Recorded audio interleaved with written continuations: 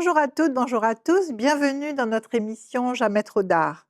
Parce qu'il n'est jamais trop tard pour parler d'art, nous allons parler aujourd'hui d'illustration. D'illustration avec une jeune artiste qui se définit comme parfaitement imparfaite. Elle a gardé son âme d'enfant et a une passion qui guide ses pas, le dessin. Le dessin avec une motivation profonde, celle d'affirmer la liberté et de s'assumer telle qu'elle est, et je dirais telle que nous sommes. Nous avons le plaisir de recevoir aujourd'hui Cindy Mounouchi. Cindy, bonjour. Bonjour Claire, Bienvenue sur notre merci, plateau merci beaucoup. de Zitata. Alors, Cindy, avant de rentrer dans le détail de votre parcours et de votre production artistique, euh, vous êtes illustratrice. En tout Oui. cas, vous vous définissez comme illustratrice. Qu'est-ce que c'est qu'être illustratrice? Alors, plus précisément, je me définirais comme artiste illustratrice parce que pour moi, illustratrice, donc c'est le fait de dessiner, le fait de représenter un certain nombre de choses à travers le dessin, d'illustrer justement. La partie artistique, je trouve, vient apporter un petit peu le côté imaginaire, c'est-à-dire que je crée euh, au gré du vent.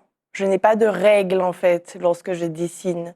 Je ne fais pas de l'illustration à proprement dite. Je n'ai pas fait d'études pour devenir illustratrice.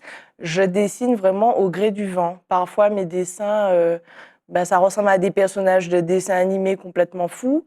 Parfois, je vais m'inspirer de photos. Je vais reprendre des lignes bien précises d'une photo pour ensuite laisser libre cours à mon imagination et faire passer des messages. D'accord, donc c'est vraiment l'imagination, la création qui vous guide Oui, et que vous traduisez à travers le dessin. c'est ça. Mais alors, qu'est-ce qui vous a amené à exercer cet art aujourd'hui, alors qu'en fait, au départ, vous étiez parti pour être dans des rails plus classiques, hein, puisque vous Oui, avez fait une prépa HEC, c'est vous ça. avez suivi un cursus dans une école de publicité, Oui, et puis de fil en aiguille, voilà, vous avez aussi travaillé dans une agence de tout à publicité fait. et de communication, et puis voilà, qu'est-ce qui vous a amené à dessiner? Alors, déjà, il faut savoir que depuis petite, j'aime dessiner. Mais il est vrai que c'était à une époque où le dessin n'était pas vu comme quelque chose, c'était un loisir en fait, tout simplement. Je pense que j'attendais aussi un peu l'approbation de mon entourage. Je Et pourtant, un dessinais. entourage qui aimait aussi le dessin. Je crois votre Oui, alors grand-père ça c'est marrant était, parce que faisait du dessin industriel. Alors, vous m'avez dit oui, qu'il avait fait la maquette de la rénovation de l'église d'Ajoupa-Bouillon. oui.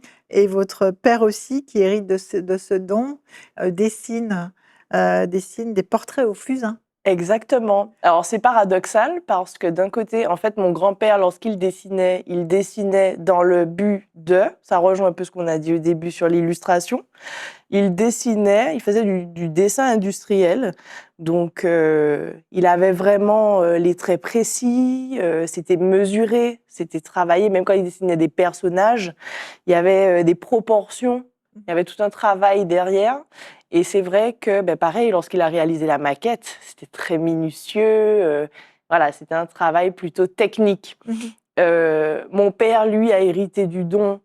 Lui, par contre, c'était pas technique. Lui, il n'avait pas appris en fait à faire ça. Ouais. Et puis, je pense que jusqu'à maintenant, il ne réalise pas à quel point c'est un génie. Il le saura là aujourd'hui peut-être, mais il prenait une photo. Il a pris une photo de son frère, une photo de lui, et puis il a reproduit à main levée comme ça, sans crayonner, sans rien, au fusain, leur portrait sur le mur, quoi. Donc, vous Donc c'est avez assez hérité impressionnant. de ce don. Il semblerait, d'ailleurs ma sœur aussi, mais bon, elle a pas poursuivi dessus, mais elle dessinait super bien. Ouais. Donc enfant, je commence à dessiner. Je me souviens que ma grand-mère aimait beaucoup ma façon de dessiner les chevaux. Me le faisait remarquer régulièrement. Et puis, pouf, ça s'est envolé. Et c'est revenu plus tard, un peu avant, un peu au lycée, où je faisais des reproductions de personnages que j'aimais bien, Tortue Ninja, voilà. Et à ce moment-là, ben, pareil, j'ai relâché parce qu'il y avait rien derrière. Je m'amusais, j'aimais ça, mais j'avais l'impression quand même d'attendre qu'on me dise « Ah, mais c'est super, tu peux faire quelque chose avec. » quelque Oui, part. une validation. Donc, Vous étiez traversée à ce moment-là par des doutes, des interrogations qui ne vous autorisaient pas? De toute façon, je pense que depuis petite, j'ai ce côté. Je suis la dernière alors, j'ai 2 grandes sœurs, en fait. Ouais. Je suis la petite dernière.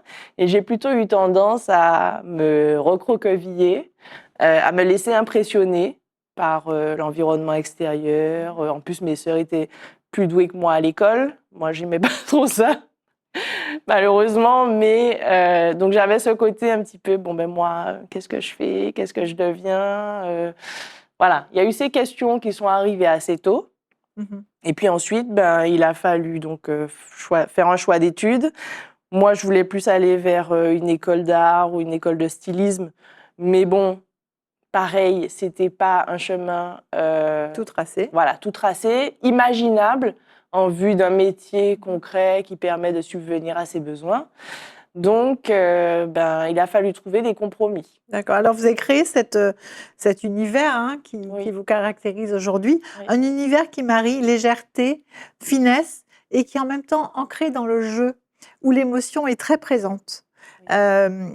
Et puis, vous utilisez aussi cette technique du dessin pour faire passer vos messages, des messages qui vous animent. Et j'ai envie de vous demander, qu'est-ce qui vous a justement animé pour créer cet univers qui est si caractéristique en fait aujourd'hui de votre talent? Alors, je pense que tout a commencé à une période de ma vie où c'était pas tout rose, on va dire, et où en fait dessiner me procurait vraiment un bien-être incroyable. Je pouvais rester des heures en fait à dessiner, même si je savais qu'il y avait d'autres choses qui m'attendaient au-delà.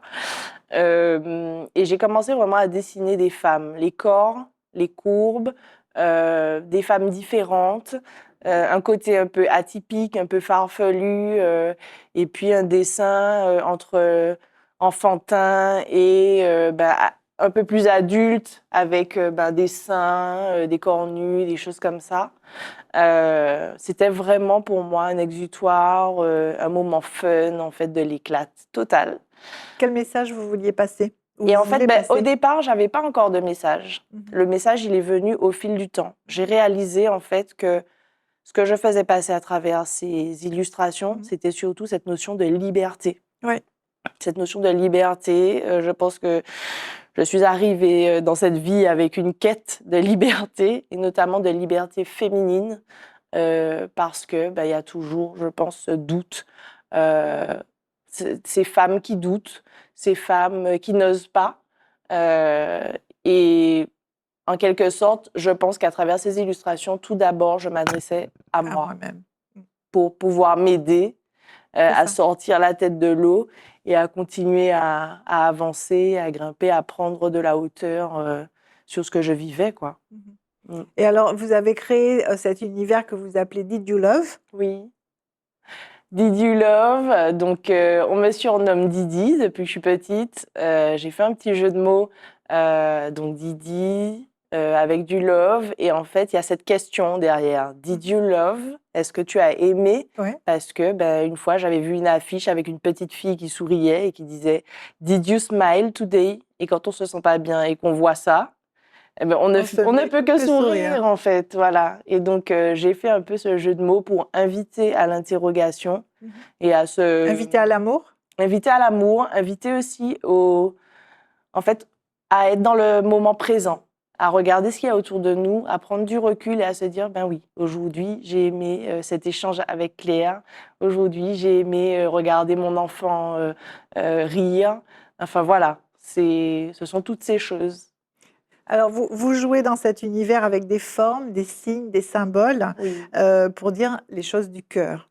Et puis, vous avez créé donc ce fameux alphabet de l'amour. C'est ça. J'ai créé le langage de l'amour. Comme on voit à l'écran. Exactement. Et en fait, chaque symbole représente une lettre. Et il est possible de créer des messages comme on a fait d'ailleurs lors de l'événement EWAG avec ces cartes, Mhm. où on crée un message et ensuite, la personne qui le reçoit doit le déchiffrer. Décoder. Donc, on sort en fait de notre quotidien, du côté trop sérieux des adultes et tout, pour vraiment vivre une expérience. Voilà, passer un bon moment, sourire et se rendre compte, voilà, qu'on peut relâcher et qu'on peut, voilà, s'amuser, vibrer avec des cadeaux de ce genre-là. Des cadeaux qui font créer, qui font vivre une expérience, comme Oui, vous le disiez. Vous avez développé des outils, la lettre d'amour. Vous avez développé aussi des cartes rituelles inspirées des neurosciences. C'est quelque chose aussi qui vous anime. Est-ce oui, que vous pouvez nous en parler un petit peu? exactement. Alors, tout d'abord, pour moi, les cadeaux, donc les plus beaux cadeaux sont les cadeaux symboliques, pour faire le lien. Et c'est vrai que donc les cartes rituelles sur lesquelles j'ai travaillé, Nous avez amené une exactement, vous ici. pouvez les voir ici. Il y en a une ici. Donc c'est un triptyque. Je sais pas pourquoi, mais j'aime bien travailler en triptyque. Oui. Euh, il y a ce triptyque qui propose trois rituels différents qui permettent en Ce sont fait les de cartes, se ce sont des retrouver. rituels d'amour. Ce sont des rituels Mhm. d'amour, exactement, qu'on peut offrir ou s'offrir. Oui.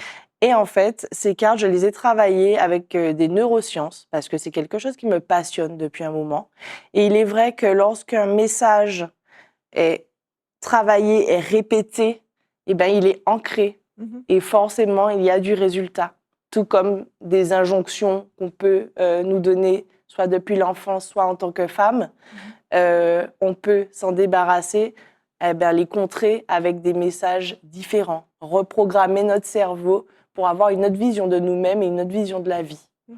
C'est-à-dire qu'on crée sa propre réalité Oui, avec les messages qu'on veut bien exactement. intégrer.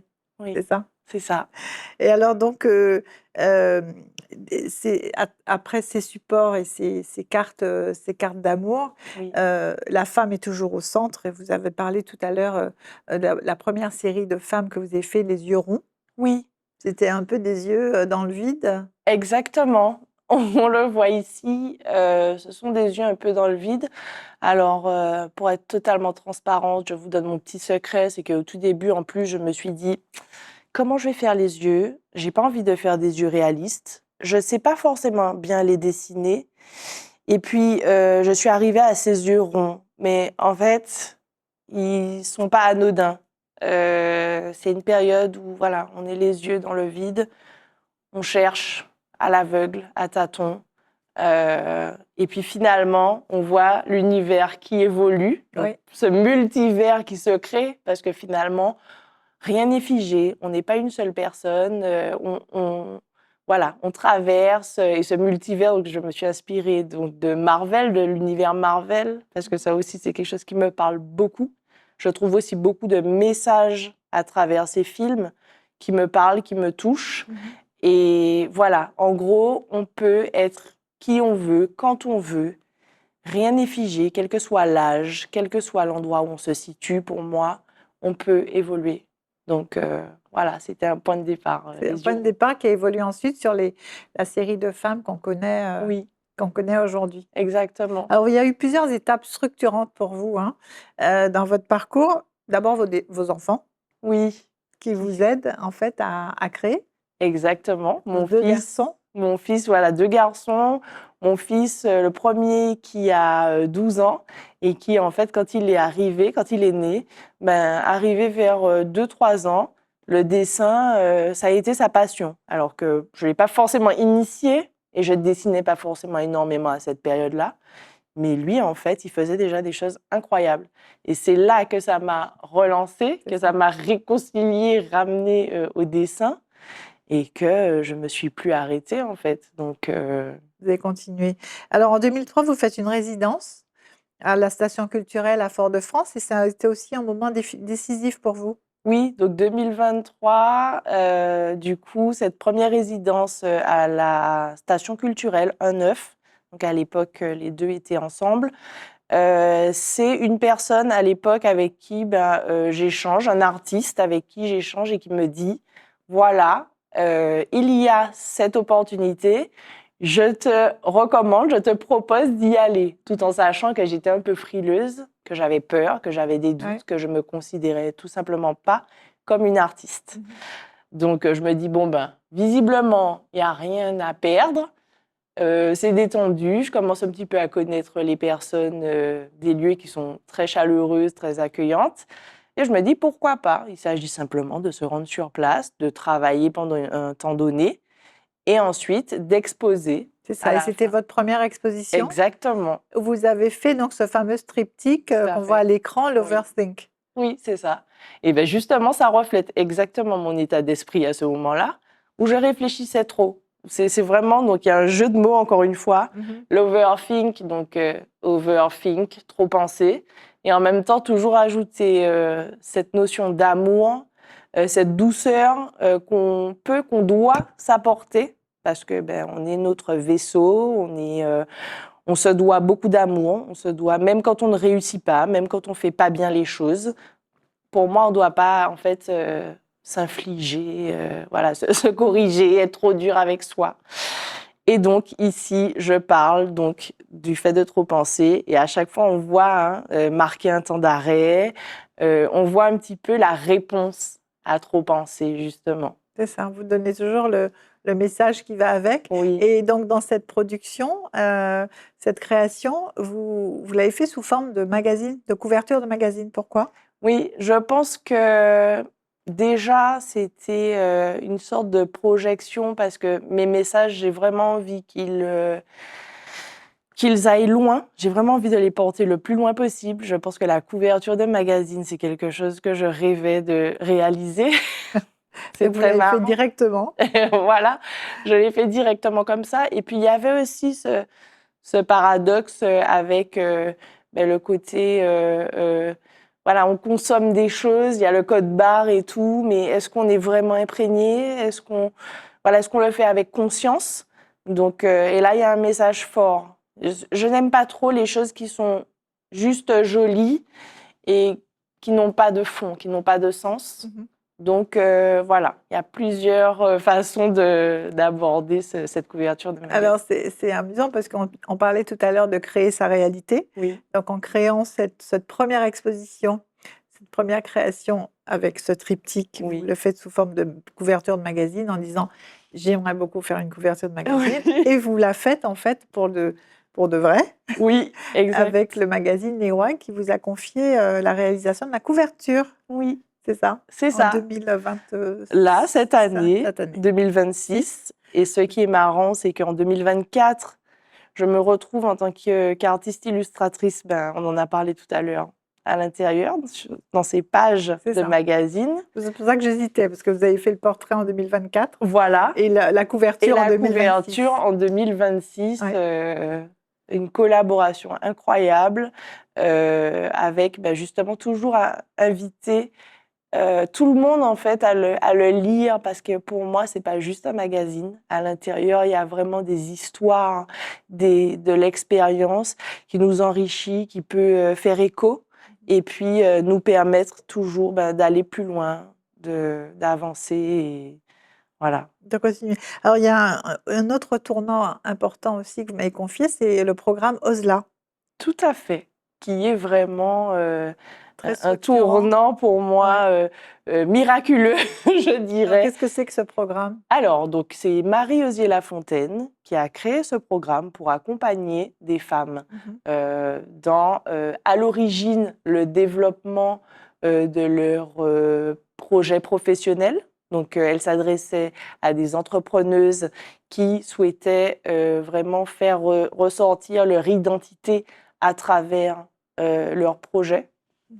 Et aujourd'hui, c'est devenu plus que ça parce qu'elle s'est rendue compte à travers nos retours, elle qui nous a accompagnés, à travers nos retours, qu'en fait, elle nous accompagnait pas seulement sur le plan professionnel, mais aussi sur le plan personnel.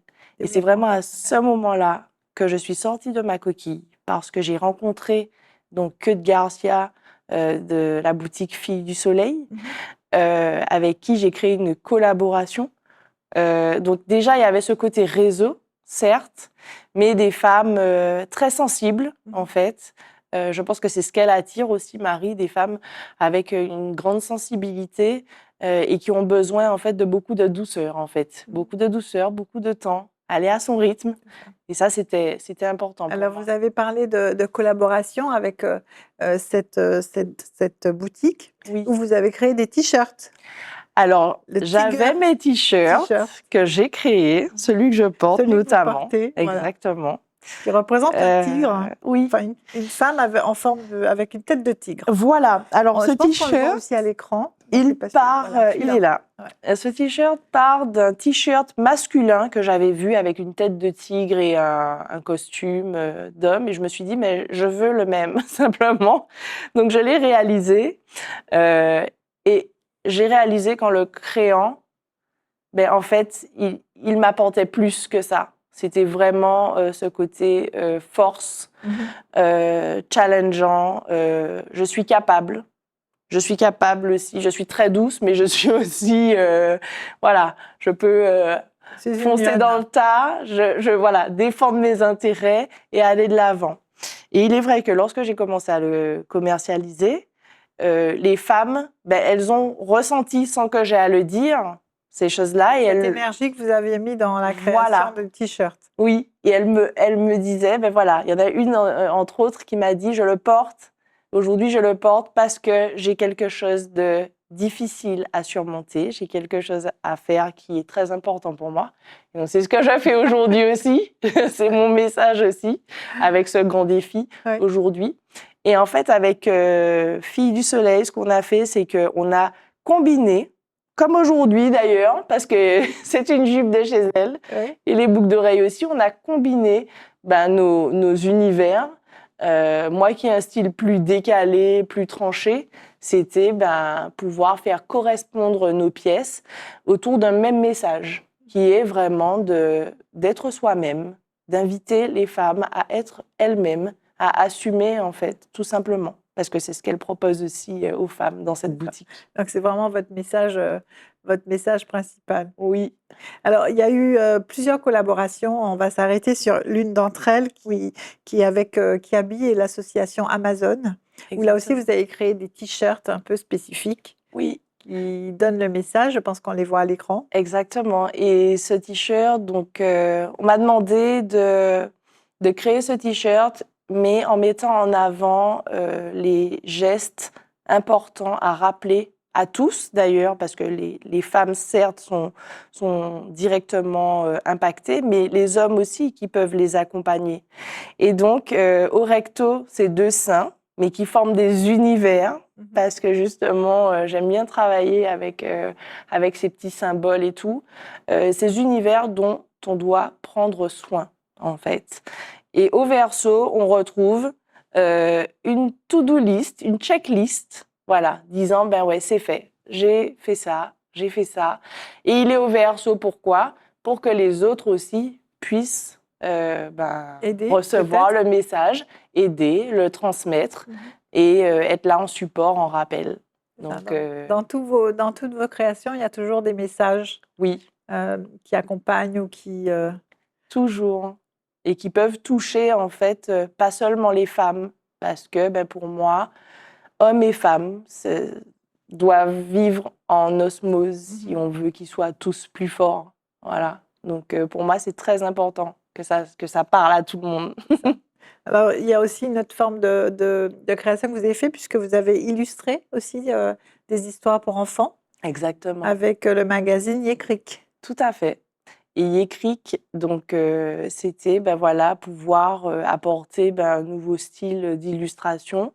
Là, c'est vrai que je suis sortie de ma zone de confort parce que j'avais jamais fait ça. C'est un magazine pour enfants. C'est un magazine pour enfants qui sort, en fait, c'est-à-dire que c'est un abonnement. Exactement, c'est un abonnement. Et en fait, à chaque fois, il y a différentes histoires, différents personnages, différents illustrateurs, en fait, qui y prennent part. Et ici, l'histoire m'a touchée profondément parce que c'était une maman avec son enfant et ce côté crainte, justement, la maman qui en permanence a peur. Tu vas te faire mal, ne fais pas ci, ne fais pas ça, pour essayer de protéger son enfant. Et ça parle voilà, des doutes, des craintes. Surtout moi, en tant que maman, ça me touche énormément. Et parfois, j'essaie de les laisser tranquilles, les miens. Mais j'ai trouvé ça très beau. Il y avait beaucoup d'amour. Et donc, c'était différent de ce que j'ai l'habitude de faire. Mais ça m'a touchée tout autant. Bon, c'est formidable, merci beaucoup. Pour conclure, j'ai envie de citer un extrait d'une interview que vous avez donnée. À travers toutes mes créations, je me parle à moi-même, je me rappelle que je suis libre, je suis puissante. Et si cela peut résonner chez d'autres, alors mon travail prend tout son sens. Mon univers Did You Love est une invitation, oser être soi, jouer avec la vie et créer sa propre réalité avec douceur, audace et amour. Oui.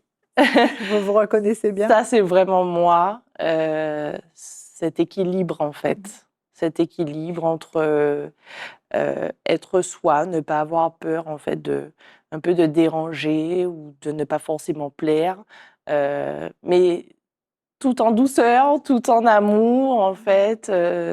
Et je pense que là où c'est important d'être soi-même, c'est que du coup, on relâche, on avance dans de meilleures conditions, on va vraiment vers ce qui est fait pour nous, en fait.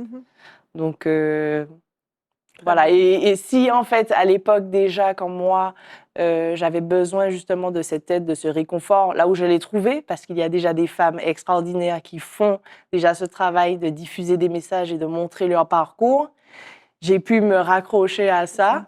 Et aujourd'hui, si je peux continuer à aider justement à transmettre ce message, je le fais et j'incite tout le monde en fait à le faire simplement. Très bien, merci beaucoup Cindy. Merci Claire. Cette émission s'achève. Merci pour ce partage, cette dose d'amour et de bienveillance que vous nous avez transmise. Merci.